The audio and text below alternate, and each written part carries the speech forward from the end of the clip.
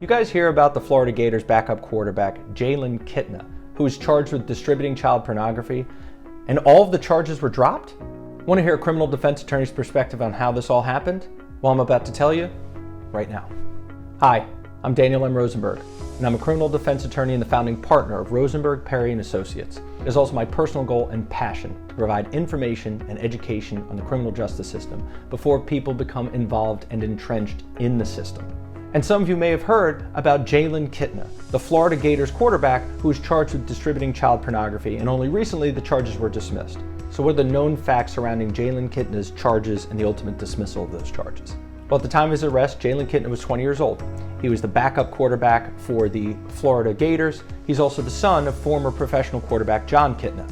On November 30th of 2022, he was arrested for allegedly distributing 2 items of child pornography. It was alleged that the distribution took place on Discord, a social media platform, and more specifically, the allegations were that these were sexually explicit photographs of women under the age of 18. His phone was seized, he provided the password to his phone, they searched his phone, and discovered 3 additional images. In providing information to the police, Jalen Kitna indicated that he thought these images were legal to possess. He was charged with 2 counts of second-degree distribution of child pornography and 3 counts of possessing child pornography.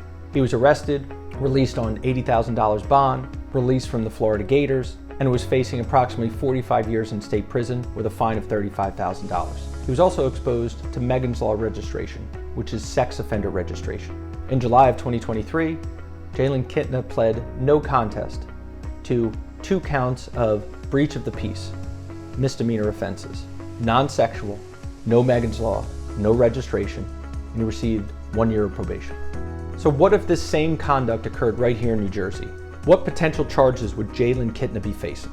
First, you must know the details in this absolutely matter. We don't know all the facts and circumstances, so that's going to limit the analysis that we can do. Secondly, in New Jersey, while this used to be referred to child pornography, the term pornography implies some sort of consent by the parties. And because it involves a child, New Jersey takes the position that no child can consent to pornography.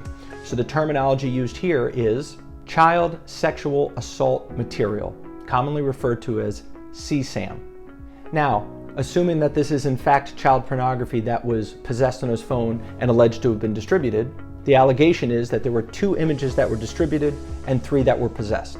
In New Jersey, transmission of any image of anyone under the age of 18 in a sexually suggestive manner is distribution of child sexual assault material. In addition, distribution is interpreted broadly. If you actually send a photograph or an image, that's distribution.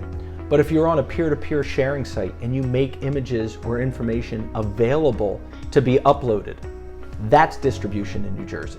So distributing child pornography in New Jersey is endangering the welfare of a child, crime of the second degree. It carries with it exposure for between 5 and 10 years in New Jersey State Prison. It also comes with a presumption of incarceration if convicted of a crime of the second degree. It also would expose Jalen Kitna to sex offender registration, or Megan's Law. Finally, it would also expose him to parole supervision for life, which means that he will be supervised by a parole officer for the rest of his life. In addition to distribution, Jalen Kitna would also be exposed to possessing CSAM, which is endangering the welfare of a child, a crime of the third degree, which also carries with it a 3 to 5 year term of imprisonment, along with Megan's Law and parole supervision for life. Now that we know the potential charges here in New Jersey, what would our firm do if we were representing Jalen Kitna here in New Jersey or someone in a similar situation? First thing we would do is advise our client to invoke their right to remain silent. All information that law enforcement is going to get should be coming from our office. We can control the information, we can control the narrative, and that's going to put our client in the best position moving forward. Secondly, we would explain to our client the recent changes in the search and seizure law. For instance, in New Jersey, if law enforcement asks you for the passcode, the New Jersey Supreme Court has indicated that you have to comply and provide that information. So, in Mr. Kitna's case, he provided the passcode, which in New Jersey, he would have to do the same thing. But there's recent developments in the law that indicate that law enforcement can't go into your phone for a fishing expedition. So we have potential legal defenses to limit the level of search they conducted inside the phone. In addition, we would compel the state to provide us with copies of these images so that we could examine them and do an analysis ourselves to determine, number one, are they actually individuals under the age of 18? Because if they are not, this is not a crime. And number two, are these actual individuals? Meaning, is this AI or computer generated images? Because if they are, this is also not a crime. Another defense strategy we may implement is having our client submit to a forensic risk assessment. Essentially, this is an expert report that provides an opinion on whether or not our client is a high risk to offend or re-offend in the future. Now, this risk assessment is not a defense. It is a mitigating factor that we may or may not use. When talking to the government about potential resolutions or potential dismissals, having an expert report showing that our client is low risk and highly unlikely to offend or re-offend in the future can be a significant tool in negotiations. And these are just some of the defense strategies that we've developed over the years of prosecuting these cases and defending these cases on the other side.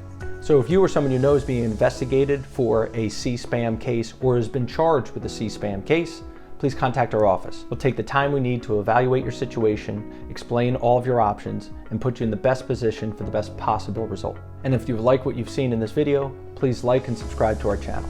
And if there's a topic you'd like to learn more about, please leave a comment or contact my office. I'd love to hear about it. We are criminal trial attorneys. We have your back. That's what we do.